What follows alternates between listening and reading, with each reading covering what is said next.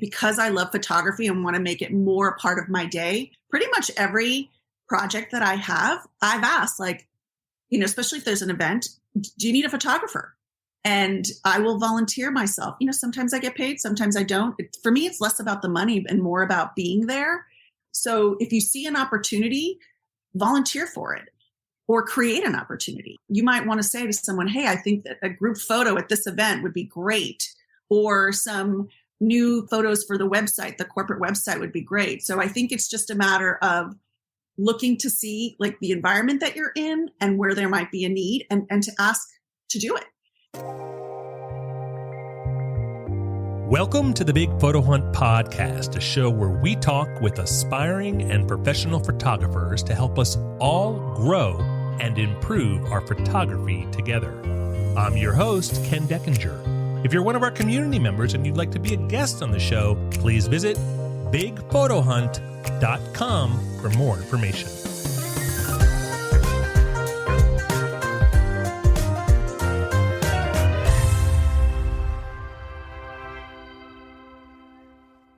One of the things that I wonder about is how you fit photography into your life.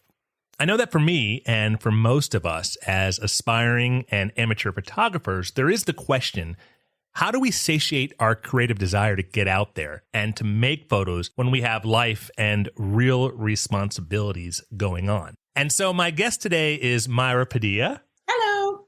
Mayra, I'm super excited to chat because as I've been on my photography journey, I have found that many amateur and aspiring photographers or creative people of any type, like myself, find themselves in a position of having to balance out their love for photography and their desire to fit more in and just get out there and shoot and learn and improve with their life, namely work, family, and everything else that we all have to do.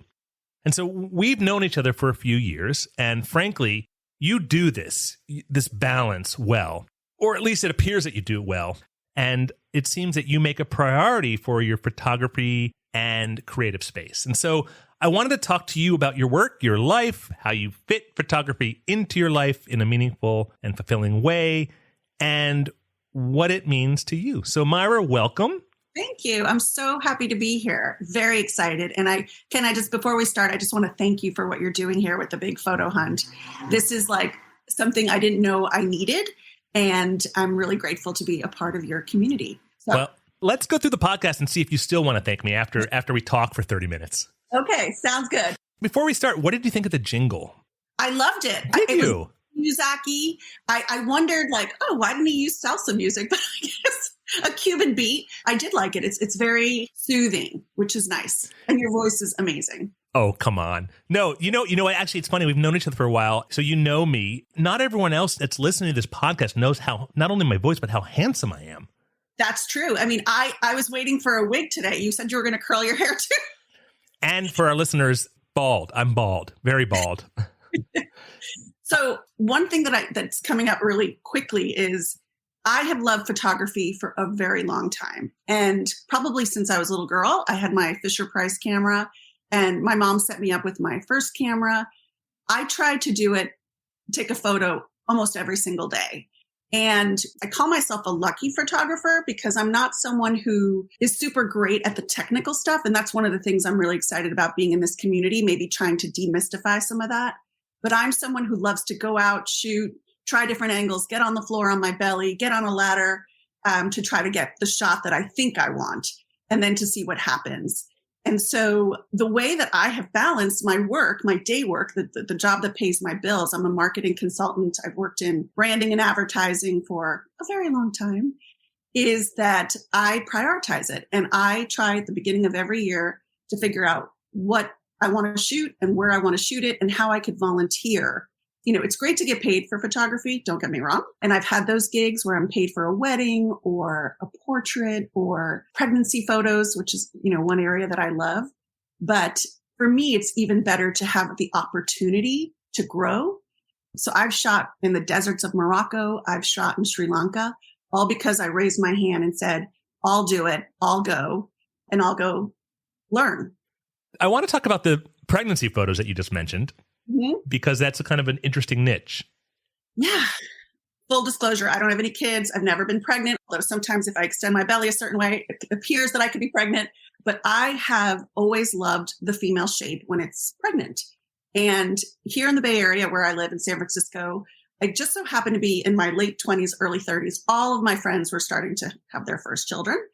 And I just asked, like, hey, would you want to capture this moment? And for many of them, it wasn't even something they thought about. One of my favorites was a couple that I know who I got to like basically get them to skinny down almost to their birthday suits and get in bed with just some really interesting, I'm like, don't worry, this is for the private collection. But there was a real beauty to that skin on skin effect and just a way of seeing that stage that I personally have never lived and taking it in. For me, it's just like it was a little something in my bucket. How does that act as a creative release for you? The pregnancy photos, like, depending on who they're never the same. Like, I'm literally looking for new angles. And I'm looking for example, with one friend, I was like really interested in fabrics and how fabrics hung over her belly. I had one friend in the garden. So here was like this visual imagery of everything in bloom and then her actual body that was in bloom. So I'm thinking about like, who is this person? How are these photos going to live? Not just today, but like 20 years down the road. When they show their kids, significant others, these photos of like, they're so-and-so in utero. One of the things I love about photography, it's like it captures this moment in time, but it's also a part of a future that, I'm not going to be here for necessarily, but that photo can live is something that I take a lot of excitement in. I think that's really cool. I just noticed that the other day because I was looking through a bunch of photos from during the pandemic. And I have photos of my kids and my wife and I was down in Florida visiting my dad, and we have photos standing out there, and we're all wearing masks. And yeah. I look back, and those photos are really special now because it was a moment in time that will live, not only for me as I look back to them now, but 20 years from now, my kids are going to look at those photos, and we're all wearing masks. Right. This is what we lived through. One of the things that you talked about, again, was travel. And you also mentioned when we did our little pre-interview chat, this idea that sometimes friends don't like to take walks with you because you're out snapping photos. That is something I can completely relate to. And I've actually had to try and control myself because my wife and my kids were out and all I'm doing is just taking photos, whether it's with my camera or my iPhone. Yeah, so I love to take walks. And one of the ways I love to spend time with friends is to walk versus a meal or a drink or something. And, because, again, there's so many beautiful places here in San Francisco. But I've learned that not everybody likes to take a walk with me because even though I'm really present with that person, I'm actually also really present to the environment around me. And so if we're talking and something catches my eye, I am going to that thing because I want to capture it, whether it's, light on a tree or a sign or whatever it is. What I've learned is actually rare is the friend who can accompany me on a walk. And I have one in particular, her name is Louise. And, we survived the pandemic by just going out and taking photos together and knowing we were going to be in a conversation, pull apart, come back to it, like pick up where we left off. And those are like sacred friendships for me because it's that alone together thing. Like we're together, but we're each in our own orbit and we're with our muses. I'm also aware sometimes when it's not someone who's so familiar with that of like, oh shit, like tone it down, Mayra. Don't take so many photos. It's a dance and not everybody can do that dance with me. For our listeners, we have a mutual friend named Zuzy, and that's Zuzy with a Z. And Zuzy, you were just in Lucca, you were in Italy. Zuzy was with you in Italy. And I was talking to her, and that's why I wanted to have you on the show because she's like, I was walking around Lucca with Mayra, and she just stops, takes a photo, sees something that I didn't even know was there. And Ken, they're amazing. You got to have Mayra on the podcast. Thank you. Thank you for sharing that. I got that feedback a lot on this trip, which I really appreciated because I'm just doing my thing and I'm not advertising it. I'm not, I'm just kind of in my space, in my creative mindset. And the fact that someone notices like, oh, wow, the way you see things, I take it as like the deepest compliment because I realize that I have a way that I see things that means so much to me.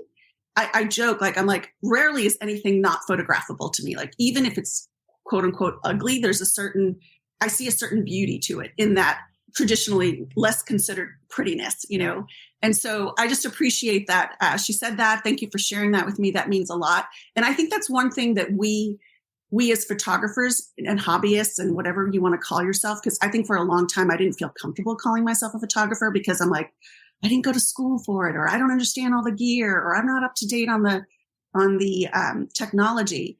But I think it's really important to take that minute and give the praise, share what you love about someone's work, because they may not know how to take it in, but I can assure you that it goes in, and it's very, very special and very encouraging. So I just encourage us as a community to take a moment and share feedback on the work that we do together.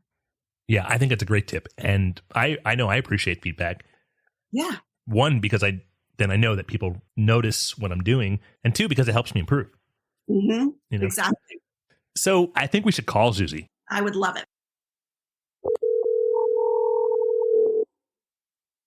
Hello, I'm in a loud place. Zuz, you're on the Big Photo Hunt podcast. Hi. We were talking about you because I told Mayra the story about how when you were in Lucca with her and you said, Ken, you got to talk to Mayra on the podcast. Yes, because the reason I said that is because we would snap the same picture and hers would look like a piece of art. And I'd look down and I'd just kind of put my phone away. Thank you. I appreciate your ability to hang with me when I'm popping out and disappearing to catch a photo. I want to travel with you again. Yeah, you know what? You never know when you travel with someone, right? Even if you love them. But Mayra is a great person to travel with, because sometimes you travel with friends and you're like, oh, we're just going to go out to dinner friend. But Mayra, you are definitely a travel friend. That is the highest compliment. Zuzy, we traveled together. Yes, and we've traveled several times. So now you know you're in that bucket too. Awesome. You know, this podcast has been great because I've been using it as an opportunity to tell everybody how good looking I am. And now I can tell everybody that I'm a great traveler. Ken, right. You have a great voice and you're a great traveler. Mayra, I knew this call was a bad idea. Thank you, Zuzy, for answering the call. Yes, so great to Thanks, guys. I'm going to drop off, but thanks for calling me, and I'll see both of you soon, hopefully. That was great. Awesome. And confirmation that you're as good looking as you feel. Well, she didn't acknowledge that. She actually dodged that question. I think she allowed you to have an inner Ryan Gosling, which is good. I know Zuzy well, and I know that she dodged that question. She's like, okay, I don't want to offend Ken. I want to be polite. I don't want to be on record answering this question. I'm just going to tell him nothing. I'm just going to let him stay in delusion. No, just kidding. You know what I want? I want to figure out what is the opportunity that allows you, Zuzy, and me to travel together. That's the assignment. I'm game for that. Yeah, I'm gonna put my brain on that. Perfect. How was Italy to shoot photos in? Oh my God, Italy's so crazy gorgeous. It's breathtaking, and the people are beautiful. There's one church after another. The food is beautiful. The oldness is beautiful. You know, it's old in a way that it's not old here in the United States. I love Italy. I mean, there's just on this trip I had a couple of times where I had to get over my shyness. I'd see a face. I'm really into faces right now, and there are a lot of beautiful faces in Italy. And I'm really drawn right now to older people too. It's almost like I recognize that sometimes they may not be seen as well as some other ages and demographics. So, I have to get over my shyness and just be like, can I take your photo? You have such a great face. One of the things that I really liked about them was they weren't photos of Italy. They were just really cool photos taken in Italy. Thank you. And you were able to take photos of things that were really beautiful and told stories. How did you go about finding those photos? How do you identify something you want to take a photo of? Italy is like a Disney World. It's like a tourist playground. And not only has every item been photographed, but it's nearly impossible to take a photo without tourists in it. Yeah, it's true. It's funny. I am not necessarily drawn to the Leaning Tower of Pisa. That doesn't do it for me. I might be drawn to the people on the grass in Pisa waiting to get in line, or the line going into the Duomo, or the little girl having a gelato. So for me, it's just a matter of like, okay, this is why we're all here, or so we think. And then what else is here? What else is here for me?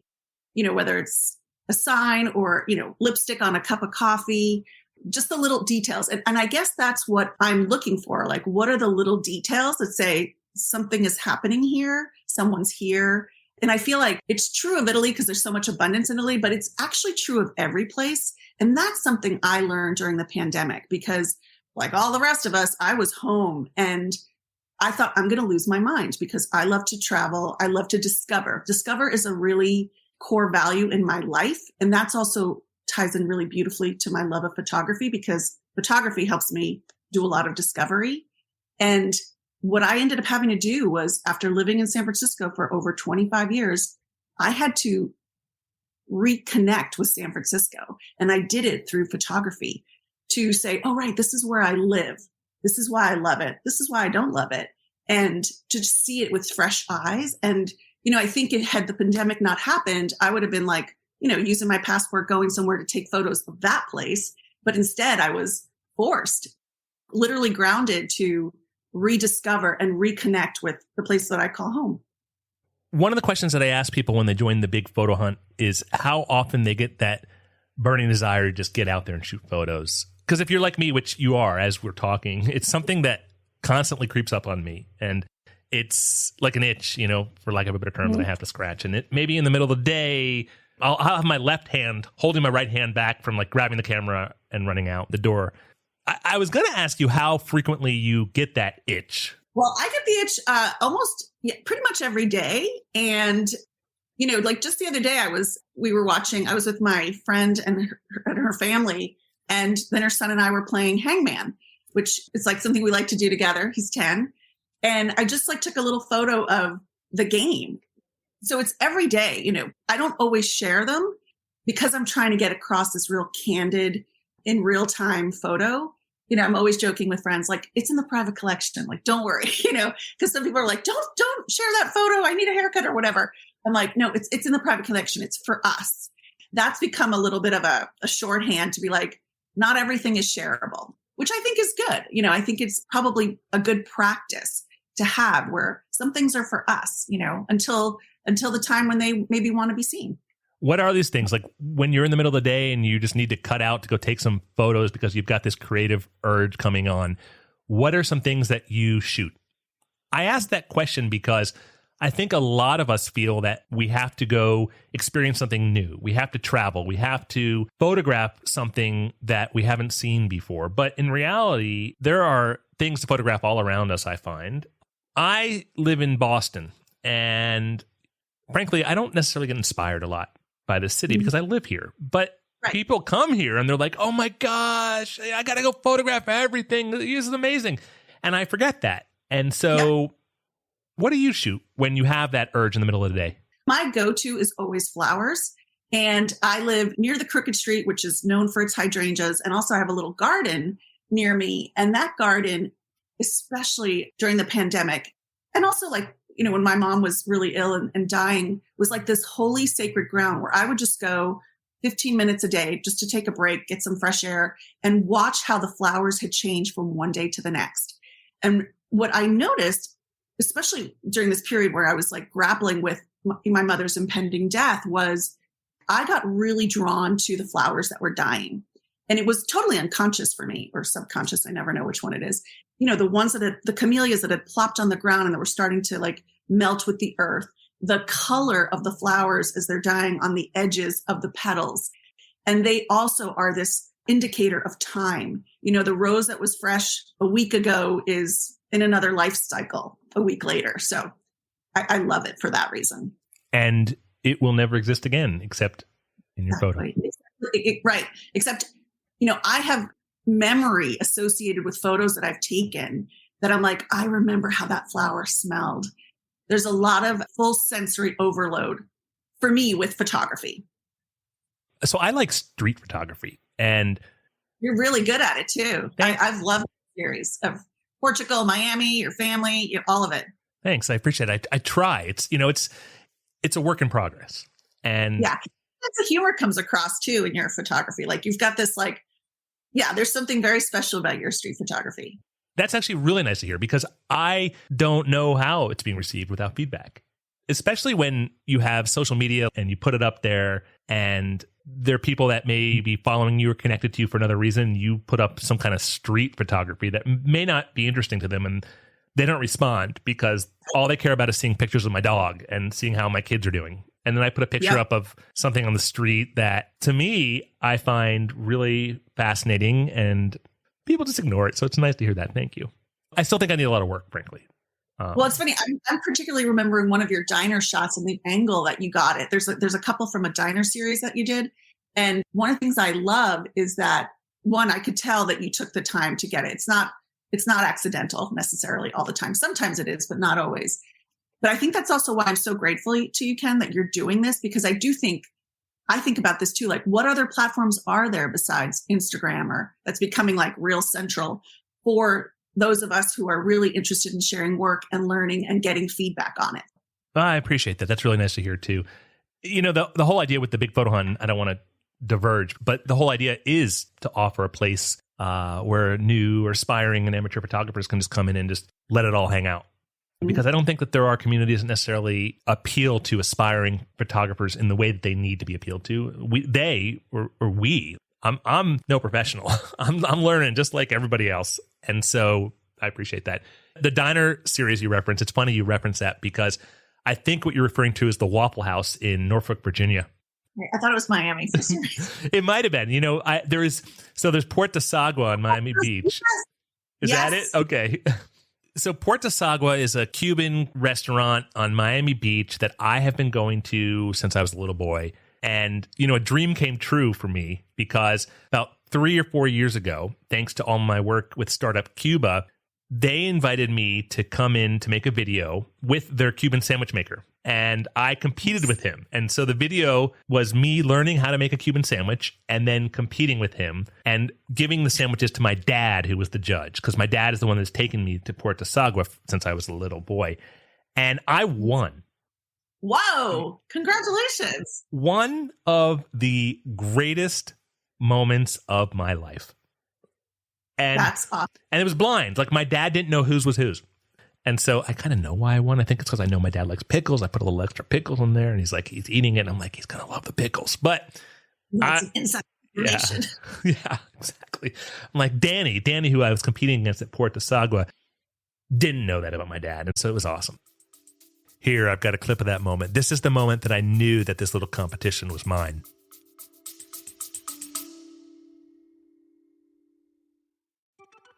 Hey there, it's Ken. Thanks so much for listening to this episode of the Big Photo Hunt podcast. I'm really happy you're here. I wanted to just punch in and tell you about the Big Photo Hunt in case you weren't yet a member. We're building the world's most friendly online photography community, and it's pretty friendly. Not to mention, it's the best place for amateur photographers to grow by sharing photos and being inspired by other members. Members post only one photo a week. Then the community upvotes their favorite photos. At the end of each week, we celebrate the most upvoted photos. It's really fun. So if you're not yet a member, check it out, bigphotohunt.com, and reach out to me if I can answer any questions. I'm around. Now back to the show. Too many pickles. Usually about 4 or 5. Seriously, you put 4 pickles? 4 or 5 pickles. It depends on the size. 4, 5, 6. I got 7 right now. Anyway, Puerto Sagua is always great for photography because it is a no-frills, classic Miami Beach Cuban restaurant. And I say Miami Beach Cuban restaurant because it's not out in like Hialeah or Calle Ocho. It's just you go in there with flip-flops and sand and you sit down and you get Cuban food and it's delicious. And it's been there since a long time. Yeah, like 1953 or something. So yeah, if you find yourself in Miami Beach, and you want to just take photos, go in there and say hi to David. He's the owner. He's awesome. So I know them now because I'm technically I could get a job there. So if this podcast doesn't go well, I'll call them up. And I will belly up to the bar for that sandwich. Yeah. And then the Waffle House, I just love the Waffle House. And so I had a missed flight in Norfolk, Virginia. I was there on a project. Was at a Residence Inn or some kind of hotel across the street from a Waffle House. Woke up the next day and dreams do come true. Okay, enough about the Waffle House. Probably not enough about Puerto Sagua because I could talk about it forever. But Do you get the desire to incorporate your photography in your work life? You're a marketer, you're a communications professional. And so do you ever have a desire to somehow incorporate your photography into your work? Yes, I do. And, sometimes I get lucky enough to do it. I was working for a big bank here in the Bay Area. I don't know if I'm allowed to say names, but I noticed that we were getting ready for some presentations and everyone's headshots looked really dated. And I thought we're working one of the most gorgeous buildings in downtown San Francisco's financial district. I want to do new portraits, new corporate headshots for everyone. So we did. And that it was just so refreshing because, I was responsible for the content and the event. And then I was like, wait, I have another hat that I can wear here that I'd like to wear here. And it just helped to tie that in. I also think it helps having this affinity and this love of photography really helps me in my work from a decision-making standpoint, in terms of what might work once I get to know a particular client's brand. I can just look at something that's being shown to us by a team of creatives and say, actually, that's not really on brand, or more this, less that, or more that, less this.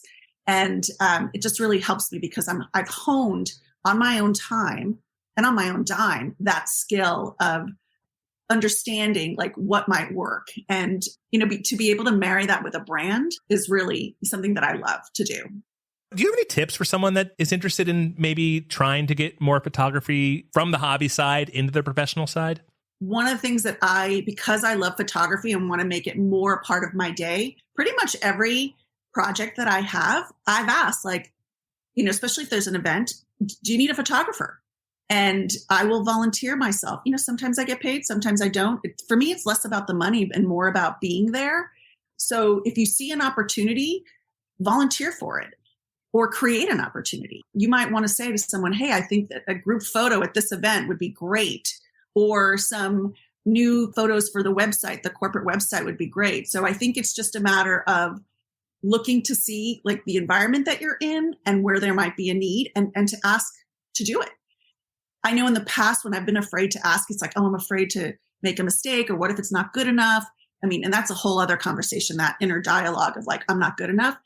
But I think asking is sort of like where you meet the beast of that voice and you just say, I want to do this. And then to take on what I've had to learn to do is take on the cloak of learner and student and enthusiast, which just opens up more doors for me than if I'm like this rigid, I'm supposed to be so professional, like I can't get anything wrong.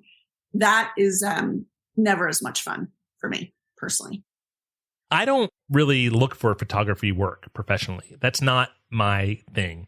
But I have been hired sometimes for photography. And what I have found has led to that is just through my social networks and through the platforms that I have that have exposure to other people, I have just shared photos and shared work. And people, they see that. And although I'm not professional, or at least I don't think I'm professional, my photography, it is better than 90% of the stuff out there because most people don't focus on anything. They don't focus on composition. They don't focus on lighting. They don't focus on their subject.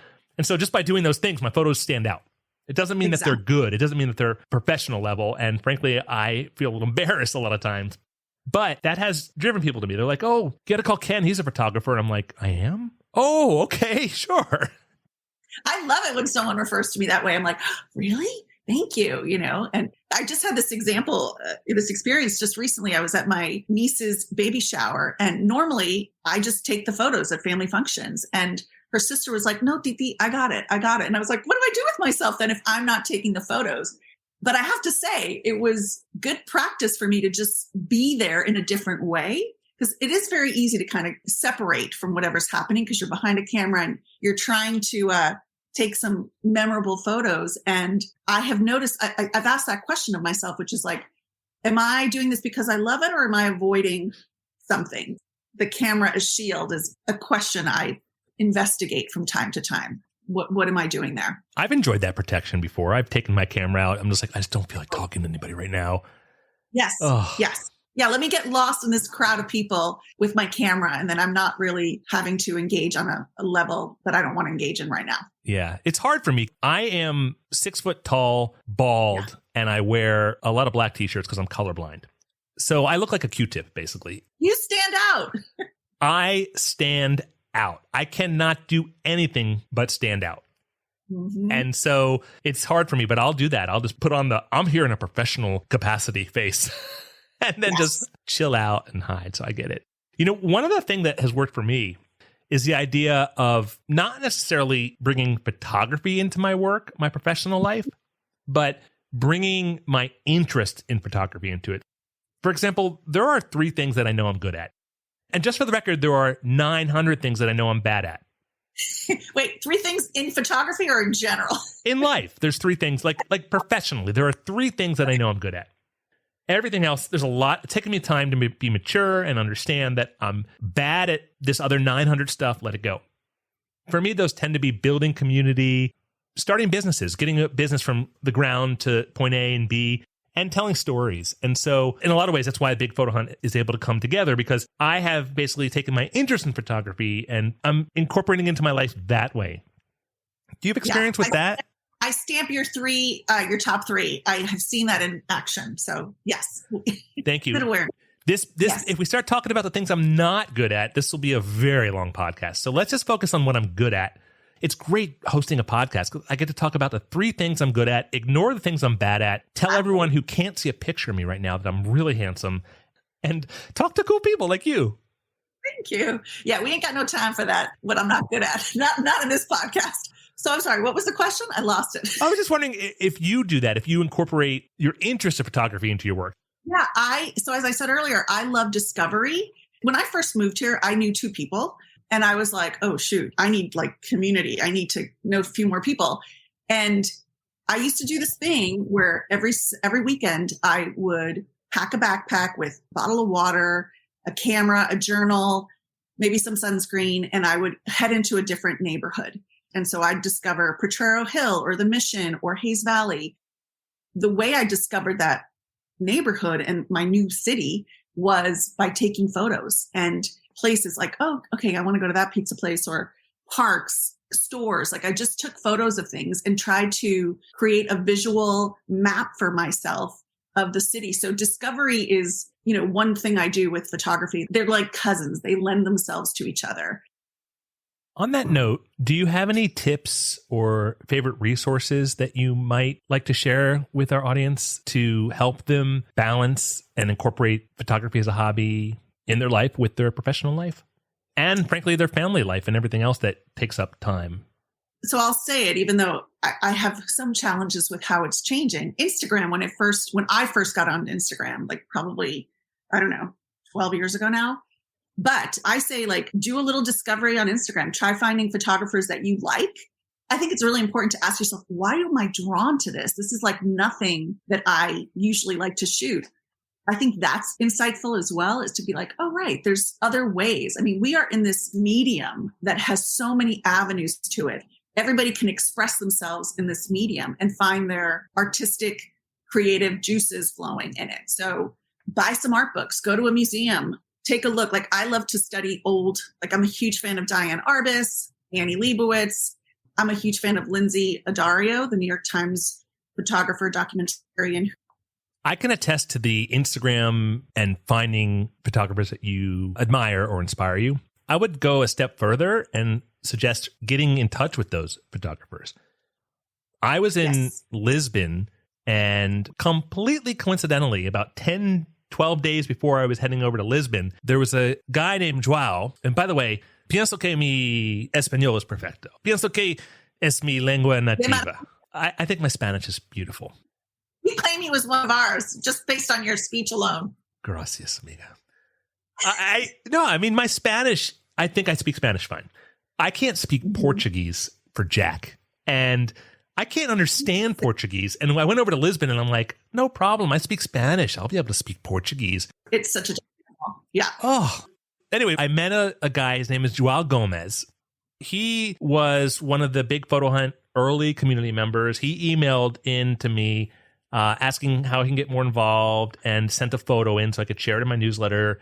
I wrote back. I said, hey, great photo. Where is this? And he wrote back saying, this is here, but I live in Lisbon. And I'm like, dude, I'm going to be in Lisbon next Wednesday. You want to get together? And we did. And It was one of the greatest experiences I had as far as photography and travel goes, because Ja was awesome, first of all, like super nice guy. If anyone's going to Lisbon and you want to meet him, I'm sure he doesn't mind, or maybe he does, but I'm here officially saying, reach out to me. I'll connect you with Joao. He's awesome. And he took me out for like 7 hours of street photography. And then we had this food that was amazing. And it was such a great way to experience a new city, to learn from somebody else, and to just enjoy yourself with someone that you have something in common with. And frankly, make a new friend. We're like buddies now. And I greatly appreciate our friendship and value it.